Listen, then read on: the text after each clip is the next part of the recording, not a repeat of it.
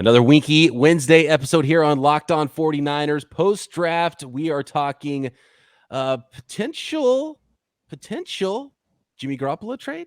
Could it now be finally happening? Deebo Samuel signing. Could that be potentially happening? What is going on with the San Francisco 49ers? A strange offseason continues, but there are new rookies in-house. Let's get into it on today's Locked On 49ers.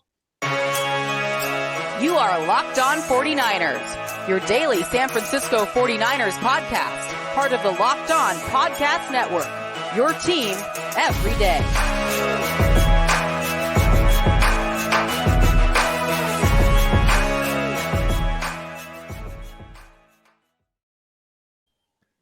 Welcome to Locked On 49ers. Brian Peacock, Eric Crocker, and Nick Winkler with you here on another Winky Wednesday episode. At BD Peacock, at Eric_Crocker, and Nick Winkler. Come on down. At Barrier Wink. Can't believe it. And we're talking NFL draft. Wink, what do you think? You excited about the 49ers draft haul throughout the weekend? Not so much Thursday, but Friday and Saturday really getting after it. 9 picks, including a third-round running back. What are your thoughts? I know in the Oblong Balls Fantasy Football League, Tyrion Davis-Price is very likely early on QB Punk's roster in that draft. It's so funny. When I saw that happen, I immediately thought, wow, Peacock's pissed. Like, they should know better than to draft an early running back. Peacock preaches it all the time. What are they doing? You know, the thing about it is, like, it's pick 93. That's not necessarily too early to go running back if you get a star running back.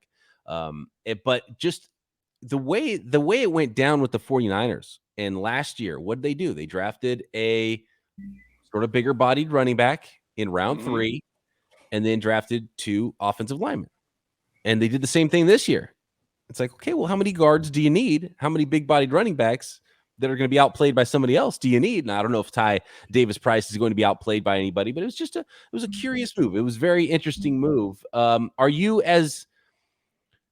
Do you feel as odd about it as I do, or do you think running back was a bigger need than I thought it was? Because a lot of people point to, okay, Deebo Samuel, first of all, Tyrion Davis-Price, just like it's funny because I preached this all draft season long about everyone trying to find the next Deebo. And it's like, stop looking at these wide receivers. Deebo's really unique. Nobody's the next Deebo.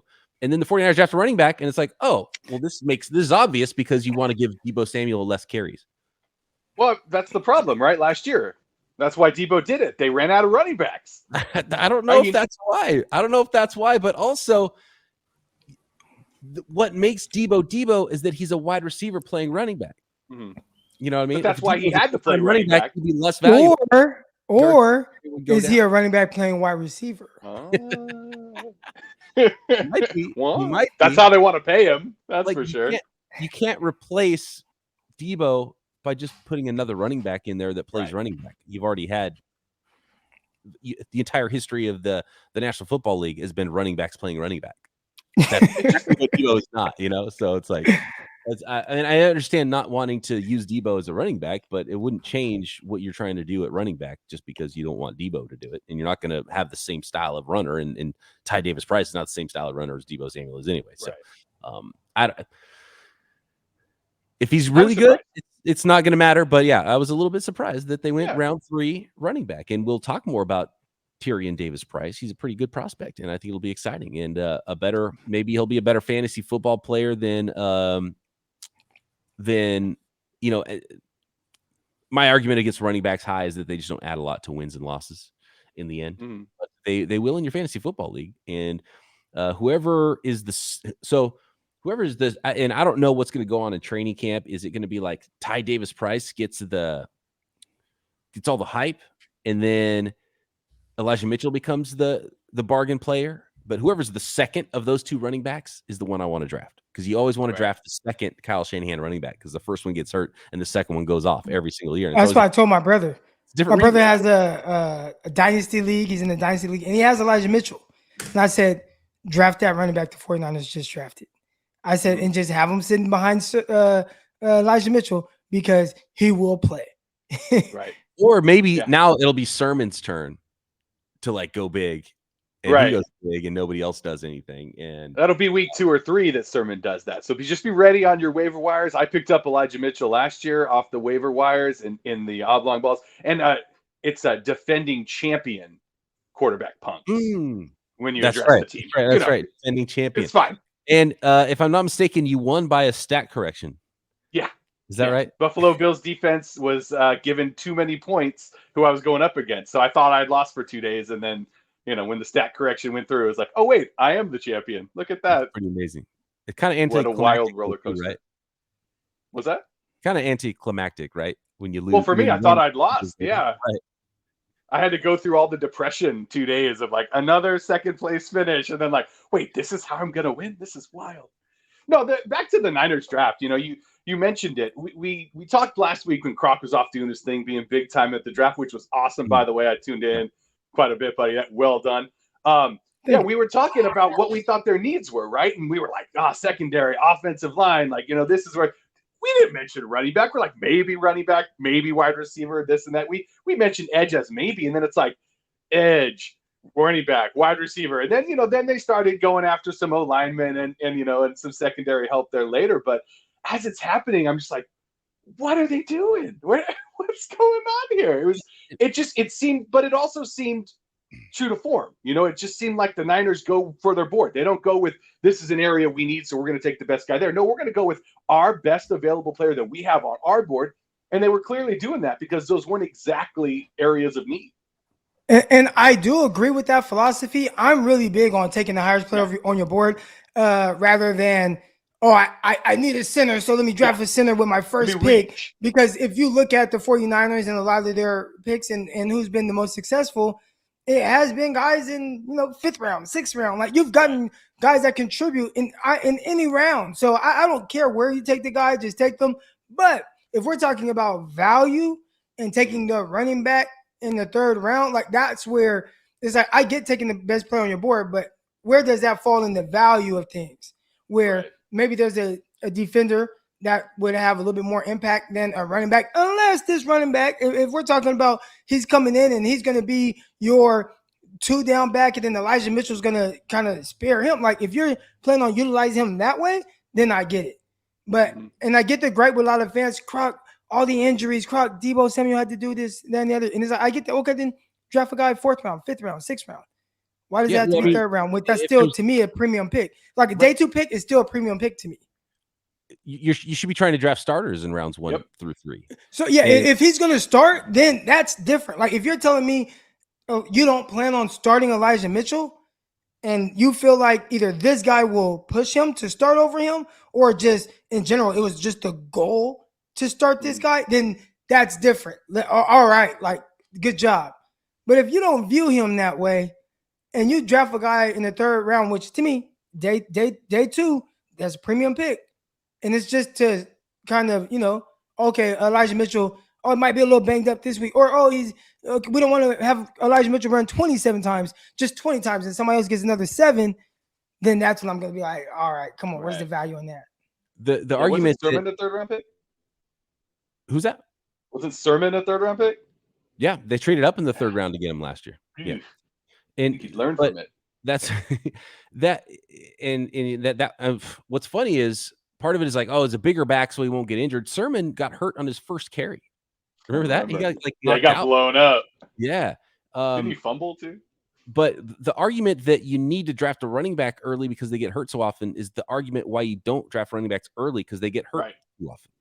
Right? So you don't. So, but if you have a large role for this guy, I get it. Like if you tell me he's Najee Harris and you plan on utilizing him that way, then great. And I'm not saying, listen, some of the things like Frank Gore was a 3rd round pick. I get it. Maybe there was something they didn't like about Kevin Barlow. All right. But again, if you're telling me that they don't like Elijah Mitchell the way we think they do, then that's a totally different story. And I won't complain at all. Yeah. But if you really like Elijah Mitchell, then that's when it's like, man, I mean, I'll be keeping an eye on Nick Cross because that's who I thought they were going to take at that point, where I thought the value met one of the best players available. Potentially, I don't know how their board was, but I'm going to be keeping an eye on how well Cross does as opposed to the running back and what they get out of him. And if they get a lot out of him, then I was wrong and they were right. Yeah. And so, yeah, you're definitely not trying to draft a backup running back in the 3rd round, unless he's like this You would think not. different dynamic type of a dude. Right. Ideally. Yeah. Yeah.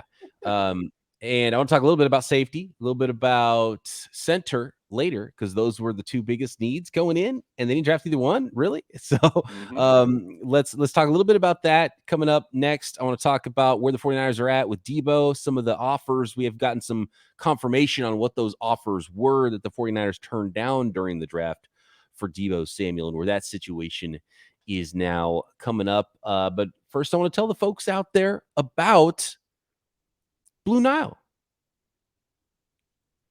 If you are struggling, as I tend to, trying to buy a gift for a woman, whether it is an engagement ring or it is a Mother's Day gift, they will help you at BlueNile.com to celebrate all of those special moments in life, creating the custom engagement ring of her dreams or a timeless jewelry piece at prices that you really won't find at a traditional jeweler. Mark Mother's Day with something enduring. Classic diamond stud earrings, elegant tennis bracelets, birthstone pendants, and so much more at BlueNile.com. And the best part is 24/7, there are experts on hand that can give you advice. Legendary service with 30-day returns as well to find that perfect gift. That gift you that whoever you're buying this gift for will treasure forever. When you commit to a piece, so does Blue Nile, guaranteed service and repair for life. It's pretty amazing stuff there by Blue Nile. So this Mother's Day, give mom something she'll treasure forever with fine jewelry from BlueNile.com, and Locked On 49ers listeners get $50 off a $500 purchase. This podcast exclusive is only good through Mother's Day. Use promo code Locked On. That's code Locked On. Plus, every order is insured, ships free, and arrives in discreet packaging that won't give away what's inside. Shop stress-free and find your forever piece. Go to BlueNile.com today.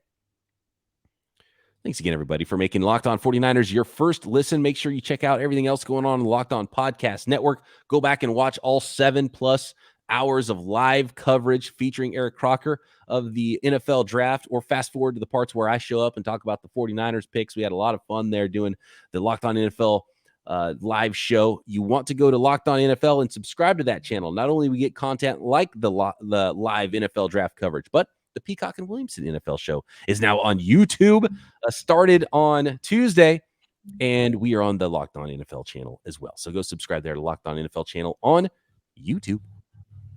All right. So we talked about those needs. Are we looking at George Odom starting strong safety for the 49ers? Is that what's going on here? Is it Tarvarius Moore? Is it Talanoa Hufanga? Or is it just a wide open training camp competition at strong safety because the 49ers bypassed? You mentioned Nick Cross, one of those players. There was a couple other good safeties throughout the draft. The 49ers must be looking at that position a lot differently than we did going into the draft. I do think you have to evaluate it based on how you feel about the guys that you have in-house and the guy that was available at that pick. So while myself and probably a lot of other 49er fans were clamoring at the thought of, hey, Nick Cross, where I wasn't like super high on him, but I'm just like, man, big upside ability. He's a 4.3 guy with really good size, range. Okay, some eye discipline issues, you can fix that. But if they're looking at him like, we know Tarvarius Moore, we know Hufanga, and we like what we've seen from Odom in the NFL. We like those guys over Nick Cross. Then I could see a scenario where you don't draft safety at all and you wait until you go get a guy that's undrafted. I think that's the part, and I agree with this. You don't just draft a guy just to draft a guy because people think that that's what you feel is a need, right? Like if you identify the safeties in-house as legit starters, which I didn't, but they do, then okay, I get why you would pass on them. And that's what they're telling us. No, we have 2 legit starters here and another guy in Hufanga who can fill in anytime. Like that's how they feel. Wink, are you comfortable with a life without potentially Alex Mack if he was to retire? Because the 49ers seem to be loading up on guards the last couple of years. And that tells me that and by drafting no center, that tells me that if Alex Mack does retire, and we still don't have confirmation on that, either he's for sure not going to retire and the Niners know that, Or if he does retire, the 49ers are cool with throwing in Jake Brendel or maybe moving. What I think is what would happen is their plan is they would just move Daniel Brunskill to center because now they have all these guards. They drafted 2 more this year. I think Burford might get a shot at tackle first, but Jalen Moore last year, Aaron Banks last year, or are they looking at Aaron Banks last year and going, oh no, we screwed up here. This guy can't play. So let's draft some more guards to make sure we're covered at this position. Yeah, I mean, is it easier to turn a center into another position, a guard, or is it easier to turn a guard into a center? They didn't draft any centers, so obviously they thought, these guys we can just plug them in. So maybe that's the plan. Maybe the plan is let's bring these guys into camp. Let's see. Hey, you're kind of on the bubble right now as a guard. Do you want to try to learn center? It'll increase your chances of making this squad. And I'm sure every single one of them would say yes, right? I mean, you want to play in the NFL, you're going to take whatever position the coach tells you to. And so maybe they envision Brunskill as their starter. Maybe they even like this kid out of Mercer Poe, who knows what the 49ers are thinking when it comes to that. But I'm definitely nervous about it. I would love if Matt came back. They signed him a couple of years ago. You thought he's going to be there for a few years, solid, let's go. And now he's gone. Tomlinson's gone. There's a lot of question marks there in the middle of the 49ers offensive line that you got to be a little bit nervous about. So I'm a little confused at why they didn't draft a center, but at the same time, they've got to have a plan, right? Convince me they have a plan. Make me feel better. We got a plan. I will say this, West, who, again, I do a podcast with Tony Pauline, and he did say, I think he's either a late day 3 undrafted guy. But I know a lot of 49er fans were clamoring at the thought of 49ers drafting West as high as 3rd round, and they ended up getting him undrafted. Now, this is a center out of Arizona State. I can guarantee if the 49ers would have drafted him 3rd round, 49er fans would have been super excited. And, oh, man, they drafted a center. Great. But I do think there's some things that he clearly needs to work on in his game. But I think there also is something to having a guy who actually plays center because that's got to be one of the smartest guys on your offensive line. He's directing a lot of traffic. I know the 49ers use Kyle Juszczyk for that too. But the center has to be in sync with the quarterback and what he's seeing and calling out blitzes and things like that. I think 49ers take some of that off of their quarterback, and it's the center that calls out a lot of that stuff. So, there's that aspect to it too. He needs to just be smart. I don't know if it's as simple as just, this Poe guy out of Mercer is, really short. Big, let's just throw him in that center. And it's like, he's probably looking like, dude, what the hell? I've been I've been that guard. I've just been moving forward the whole time. I ain't never had to call out line protections and slide this way and identify the mic and all that type of stuff. So, there's that transition for sure. Yeah, it's when you have Jimmy Garoppolo and Alex Mack, there's an extra level that you don't really think about a lot of times when you're watching a football game and it's the game within the game and just making all the protections, making all the calls up front. If all of a sudden that turns into a rookie center and a second-year, 21-year-old quarterback, that's probably not a leap you want to make on offense, aside from all the other things that are going on. And it would really help someone like Trey Lance, I'm sure, to have that veteran up front. So, I'm sure the hope is within the organization that Alex Mack is not going to retire. And they're, I'm sure, planning on a veteran being in there at center. So, that pretty much points to Brunskill, and that's about it on the 49ers roster, if that is the case. What's funny about Jason Poe, though, for those of you who don't know, the undrafted free agent out of Mercer College, played a lot of guard, but a lot of people project him inside to center at the next level. He's about 6 feet, 300 pounds. So he's wider than he is tall. He's a pretty amazing prospect, and he's got a cult following already. He ran a 4.9. He's really athletic, but I think this is the opportunity, guys, for Kyle Shanahan to take it to the next level of OWs, because I think this guy is a fullback in the NFL as much as he is a center or a guard in the NFL. I sent you that clip. You watched that, right? I've seen that clip of him. Yeah, like running routes. Pure hands. First of all, pure hands. Fluid. I was like, this is a legit athlete moving at 6'3". There was no stiffness to his game. I think he's more stiff as a right guard than he is as a fullback. Actually, what's funny is he's actually built sort of top heavy. Right? He's not necessarily a no sand in the pants.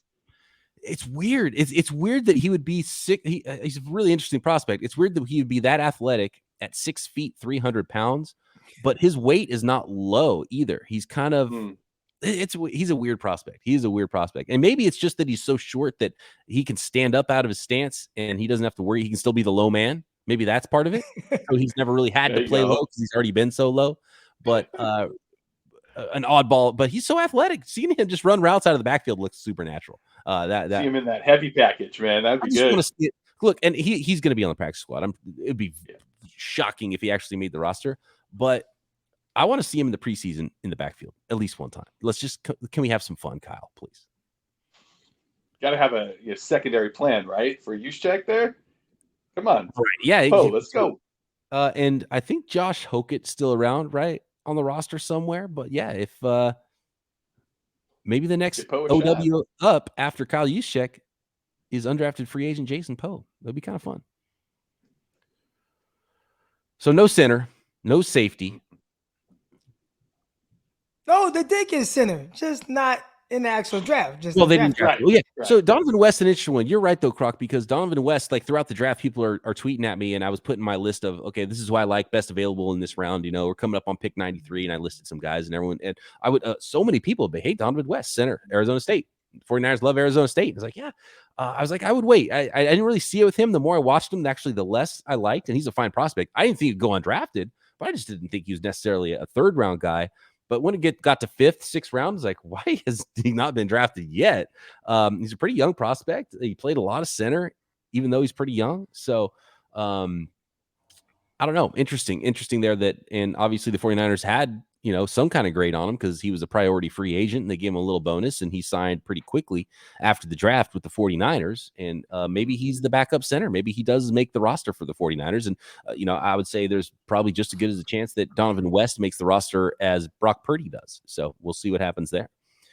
Brock Purdy, wink. Is that a signal that the 49ers are ready to do something with Jimmy Garoppolo? They're just not telling us about it yet. Like they're planning to cut him, or maybe they have a deal in place that a team's going to come calling when he starts to throw. Because John Lynch did say on KNBR yesterday that he thinks it might pick up for Jimmy Garoppolo once he's thrown again. He said they had some stuff ready to go, getting close. And ready to go before the surgery. Yeah. I wonder what team he'd be on right now. He'd be a starting quarterback somewhere right now if he didn't have that shoulder surgery. I truly believe that. Yeah. And when it comes to Mr. Relevant, it's like, what's with them in Iowa State quarterbacks? Like, what's the deal there? Has there been another one? Oh, wasn't, what's his name? CJ Beathard. Beathard was Iowa. Oh, he's Iowa. Oh, okay. Same state. State of Iowa. Underrated, though. I had a game out there. I was in the Arena League my rookie year. We played against the Iowa Barnstormers. Kurt Warner used to play for that team. Right. Yeah.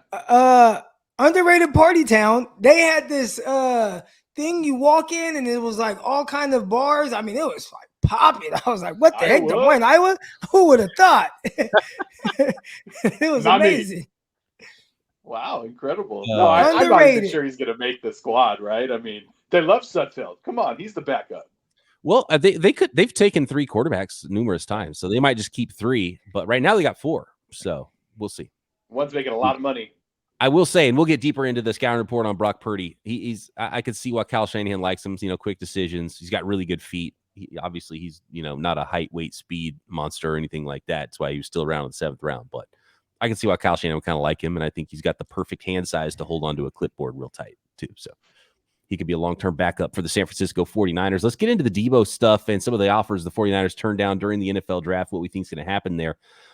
With Deebo Samuel and the 49ers roster. But first, I want to let the folks out there know about Built Bars and the brand new Built granola bars, and they're going fast. You need to get to Built.com quickly if you want to get in on the brand new Built granola bars with 15 grams of protein, only 4 grams of sugar in those, and that's what you're looking for.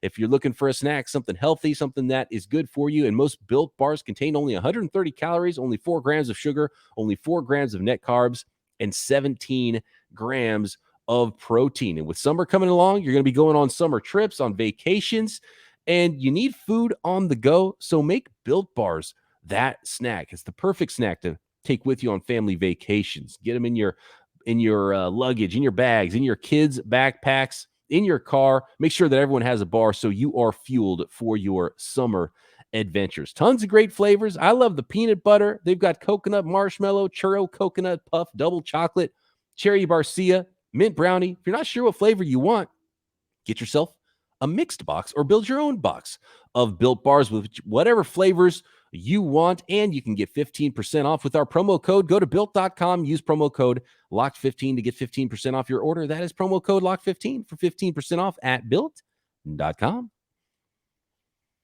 Deebo Samuel. Wink, are you excited, disappointed? Are you anxiety ridden about Deebo Samuel? There's not really an end in sight to the Deebo thing, but he's still a 49er. He did not get traded draft weekend. What were your thoughts as the Jets were kind of going on the clock there at pick number 10? I thought something might happen. I was nervous. So I guess you could say that I'm excited, right? I mean, I don't want Deebo to go anywhere. That guy's a great football player. You want him on your squad. And so it's obviously worrisome, that he's clearly unhappy. There's something going on there. But the 49ers don't do deals right now. Like, that's not in their history. So there's a part of me that just says, hey, everybody just relax, calm down. It's going to happen. Got to maybe take care of this Jimmy Garoppolo thing first. Then the money will be available. I don't know. All I know is that the 49ers have a lot of leverage in this situation, and I'm glad that they didn't trade him away because, I mean, A.J. Brown, like, that deal blew me away. I'm just thinking, what in the world are the Titans doing? Like, I just, how do you let a talent like that go for like a small pick? Like, it didn't even seem like it was that much to me. I don't know. Maybe they don't have the money to spend because it's all spent elsewhere, but I'm glad the 49ers didn't do what the Titans did. Yeah, and they didn't really have much of an opportunity because the reported offer now has come out, and Croc and I talked about it that night on Thursday night after the first round, and it was supposed to be pick 10 and a pick swap. And we were like, well, what would the pick swap have been? Would that even been worth it? And we were thinking the 49ers would gain in the pick swap and maybe go from 61 up to 38 or something like that. And it's like, okay, that might be worth thinking about at least. But the pick swap would have been the 49ers losing value on that 10th pick. It would have been the 10th pick. The 49ers would have to give up their second rounder 61 and got what was the fifth rounder, Croc? Fifth round. I mean, that's crazy. So the 49ers would have had 10 and they wouldn't have selected again until 93. That's why Kyle Shanahan, when they asked him about it, he was like, no. Didn't even think about it. No, didn't even no real offers. No. Hell no. Yeah. Right. Yeah. Or the Lions pick, which was likely 32 and a third round. And even then, it's like, I'm giving up Deebo Samuel for the 32nd overall pick. Like, yeah, what's even the value there? Like, and a third, and the 49ers already had 2 third-round picks. What's another third-round pick? I mean, how many running backs can you have on your roster? So, anyway, it's the offers weren't good enough. So there's like, you can't even go to Deebo. Like, Deebo can't even like be mad about it because you can't be like, dude, there wasn't even an offer worth trading you for. Sorry, dude. The league doesn't like you either. Take our offer. No, it doesn't need to be like. It doesn't need to be like that. But clearly, I think they made their play right. Deebo's side made the leverage play before the draft, try to get something done. It worked for AJ Brown, same agent, right? Clearly, that's part of their playbook, right? So it's obvious where all this is coming from. It's coming from that side. And is there an issue with the money that these guys are being offered? Like you see some of the things that Adams and Tyreek Hill and what they're getting, and then your AJ Brown is like, why are you offering me $16 million a year? Right. And then your Deebo Samuel, if he got anything in that range, 16 to 19 million, it's like, dude, why the hell? Like, what are y'all doing? So yeah. I get it. I think Tennessee, and from what I've heard with the Tennessee situation, they weren't willing to not even consider moving off of 16. It was either you're going to take 16, and if it's not 16, well, there's just nothing that's going to be done. So let's just trade them and salvage the situation. It's really weird because, AJ Brown after the fact said that they were offering him like 16, and he said he would have taken 22. So, and I think 22 is probably where the 49ers would be for Deebo Samuel too, because that's kind of where I thought it would be, 22 and a half, something like that. But that's a gap you can bridge, and you're not asking for a trade because of that. And it was like day one of negotiations. Like my first response, like there's 2 responses. Okay, first of all, that's too low, 16 million. And that's not what there's been no reports that the 49ers were there. And Deebo himself said he hasn't gotten an offer. So it's not like there was a $16 million offer, right? That is stupid. But my response to that would still be, look, it's April or March or whenever those offers were made. Sack up and negotiate. You don't have to, just because someone says 16, that doesn't mean you have to say yes to what the team's offer was. And just because the agent says, I want my guy to get 28 million, that doesn't mean the team has to say yes to that. Sack up and negotiate. What did Christian Kirk get? In negotiations, you say, That's not how it Kirk works. ruined it. Kirk ruined it for everybody. Yeah, because if Kirk got more than 16 a year, which I 19, I think 19. Well, this is what's frustrating about all of it, and I'm sure teams are looking at these deals like Tyreek Hill has a $43 million salary in the last year of his contract. He's never going to see that. So you can't say that even he is getting what he's getting because he's not going to get that. So you can't quote me his average annual salary because his annual average salary isn't what he's actually going to get. And we know but it's still over gone. 23. Christian Kirk will not be a Jacksonville Jaguar under his current contract in 3 years. It won't happen. Correct. He might make 2 years. He might make it 2 years maximum. Yeah. It might be a 1 year deal. So that's how you have to look at these contracts. So the agents are puffing up these contracts and they're like, hey, look, 28 million, 19 million. And you're like, no, this is 14 million and this is 24 million. You know what I mean? So that's also what's tough about it. And the players probably aren't even that in tune with it in some cases, because they're getting told by the agents, hey, look, this guy got this, so we're going 25, not taking less. And so, and that was Richard Sherman's point with a lot of it, right? Where people were coming at Richard Sherman and not Matt LaFleur. What's his name? The guy PF Pro Football Talk. Oh, Mike Florio. Florio. People, including him, they were killing Richard Sherman for his contract negotiation.